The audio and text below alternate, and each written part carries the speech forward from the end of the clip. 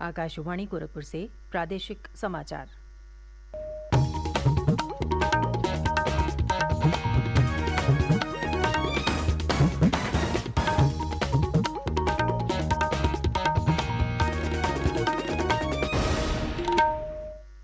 नमस्कार। समाचार बुलेटिन के साथ मैं सुकीर्ति अस्थाना। पहले मुख्य समाचार। प्रधानमंत्री नरेंद्र मोदी ने निजी क्षेत्र से शिक्षा के क्षेत्र में योगदान करने का आह्वान किया। कहा, सरकार शिक्षा के क्षेत्र में बदलाव के लिए कर रही है अथक प्रयास। राज्यपाल आनंदीबेन पटेल और मुख्यमंत्री योगी आदित्यनाथ ने राष्ट्रीय पोषण माह 2021 का किया शुभारंभ। लोगों से पोषण माह से जुड़ने की अपील की। प्रदेश में कोविड टीकाकरण के लिए पात्र 45% आबादी को टीके की पहली डोज लगाई गई। राज्य में कोरोना संक्रमण के 22 नए मामले सामने आए। एक दिन पूर्व 59 जनपदों में संक्रमण का एक भी नया मामला नहीं मिला।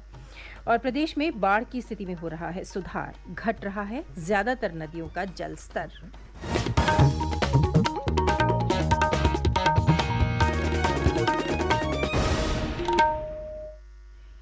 देश भर में 18 वर्ष से अधिक आयु वर्ग के लिए सरकारी केंद्रों पर निःशुल्क राष्ट्रव्यापी कोविड टीकाकरण अभियान जारी है। युवाओं से आग्रह है कि कोविड से बचाव का टीका लगवाएं और अन्य लोगों को भी इसके लिए प्रोत्साहित करें। जब तक जरूरी न हो घर से बाहर न निकलें और सुरक्षा के 3 सरल उपायों का पालन करें। मास्क लगाएं, 2 गज की सुरक्षित दूरी बनाए रखें, हाथ और चेहरा साफ रखें। कोविड संबंधी जानकारी और मार्गदर्शन के लिए राष्ट्रीय हेल्पलाइन नंबर 011239784046 और 1075 पर संपर्क करें। स्वतंत्रता के 75 वर्ष पूरे होने के उपलक्ष्य में आजादी का अमृत महोत्सव के अंतर्गत प्रादेशिक समाचार एकांश आकाशवाणी गोरखपुर विशेष प्रश्नोत्तरी कार्यक्रम का आयोजन कर रहा है। इसके तहत हर सप्ताह बृहस्पतिवार को सुबह 7:20 पर प्रसारित होने वाले प्रादेशिक समाचार बुलेटिन में श्रोताओं से देश के स्वाधीनता संग्राम और उसके गौरवशाली इतिहास पर एक प्रश्न पूछा जाता है।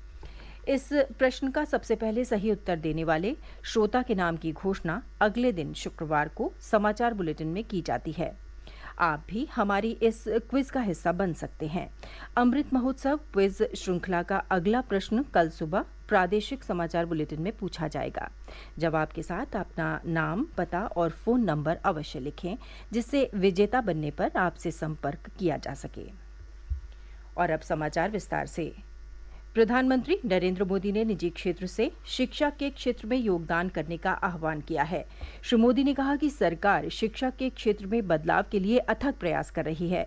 कल शिक्षक पर्व सम्मेलन में उन्होंने बदलते युग में शिक्षकों को नई प्रणालियां और तकनीक तेजी से सीखने पर बल दिया।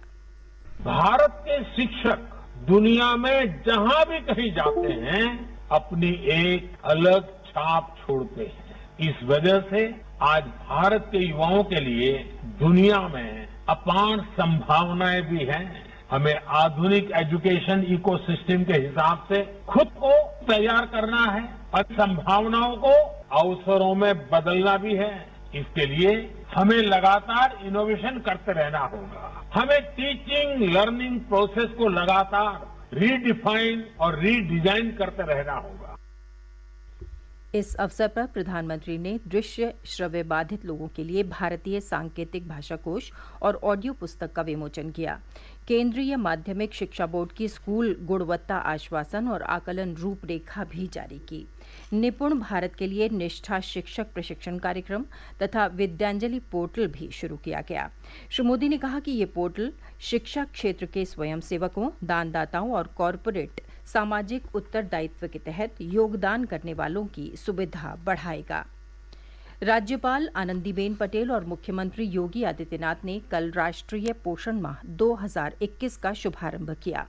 इस अवसर पर उन्होंने नवनिर्मित 529 आंगनबाड़ी केंद्रों का उद्घाटन किया और नवचयनित बाल विकास परियोजना अधिकारियों को नियुक्ति पत्र वितरित किए। राज्यपाल ने उत्कृष्ट प्रदर्शन करने वाली आंगनबाड़ी कार्यकर्त्रियों, मुख्य सेविकाओं और बाल विकास परियोजना अधिकारियों को प्रशस्ति पत्र भी दिए। इस अवसर पर श्री योगी ने कहा कि कुपोषण केवल एक परिवार की नहीं बल्कि पूरे समाज और राष्ट्र की समस्या है। उन्होंने प्रदेशवासियों का आह्वान किया कि सभी लोग राष्ट्रीय पोषण माह से जुड़ें। मुख्यमंत्री ने कहा कि बाल विकास परियोजना अधिकारियों के चयन की प्रक्रिया में पूरी पारदर्शिता बरती गई है।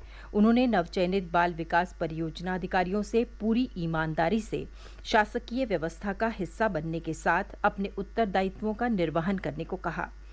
बच्चों और महिलाओं में पोषण के प्रति जागरूकता के लिए इस वर्ष सितंबर का महीना पोषण माह के रूप में मनाया जा रहा है। इसके अंतर्गत स्वास्थ्य विभाग कई कार्यक्रमों का आयोजन कर रहा है। कोविड संक्रमण में कमी को देखते हुए प्रदेश सरकार ने रात्रिकालीन कर्फ्यू में और 1 घंटे की छूट देने का फैसला किया है। रात्रिकालीन कर्फ्यू अब रात 11 बजे से सुबह 6 बजे तक लागू रहेगा। मुख्यमंत्री योगी आदित्यनाथ ने कल एक उच्च स्तरीय बैठक में अधिकारियों को इस संबंध में निर्देश दिया, जिसके बाद अपर मुख्य सचिव गृह की ओर से शासनादेश जारी कर दिया गया। ये समाचार आप आकाशवाणी गोरखपुर से सुन रहे हैं। ये समाचार बुलेटिन हमारे YouTube channel AIR news Gorakhpur और ट्विटर हैंडल AIR News_GKP पर भी उपलब्ध है। प्रदेश में टीकाकरण के लिए पात्र 45% आबादी को टीके की पहली डोज दी जा चुकी है।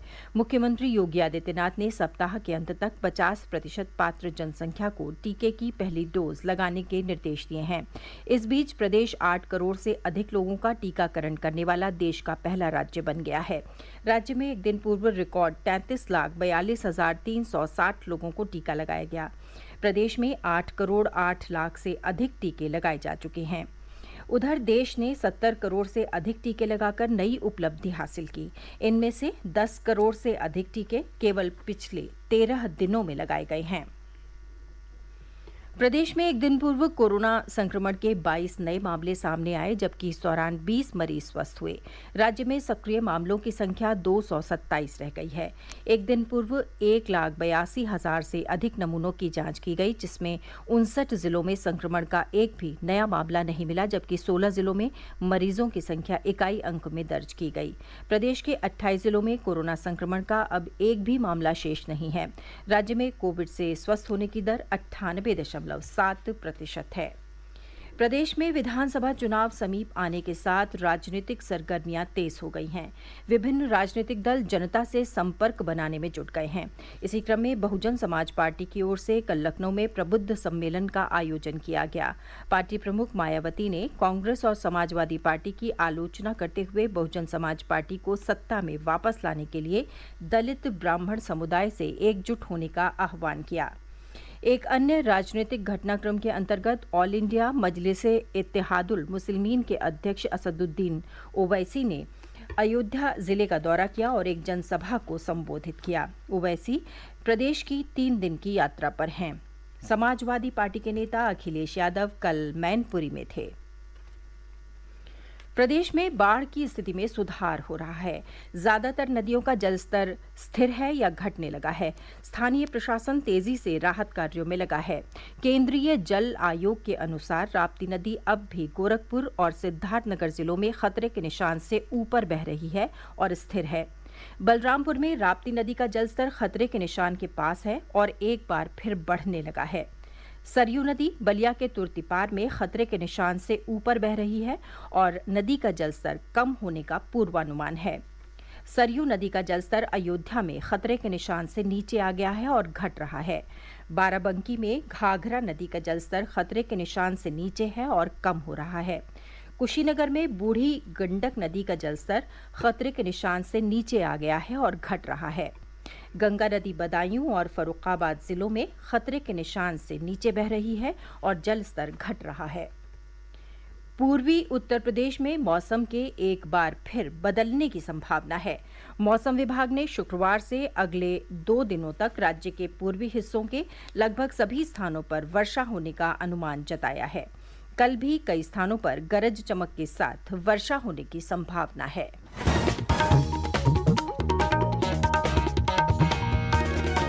और अंत में मुख्य समाचार एक बार फिर। प्रधानमंत्री नरेंद्र मोदी ने निजी क्षेत्र से शिक्षा के क्षेत्र में योगदान करने का आह्वान किया। कहा, सरकार शिक्षा के क्षेत्र में बदलाव के लिए कर रही है अथक प्रयास। राज्यपाल आनंदीबेन पटेल और मुख्यमंत्री योगी आदित्यनाथ ने राष्ट्रीय पोषण माह 2021 का शुभारंभ लोगों से पोषण माह से जुड़ने की अपील की। प्रदेश में कोविड टीकाकरण के लिए पात्र 45% आबादी को टीके की पहली डोज लगाई गई। राज्य में कोरोना संक्रमण के 22 नए मामले सामने आए। एक दिन पूर्व 59 जनपदों में संक्रमण का एक भी नया मामला नहीं मिला।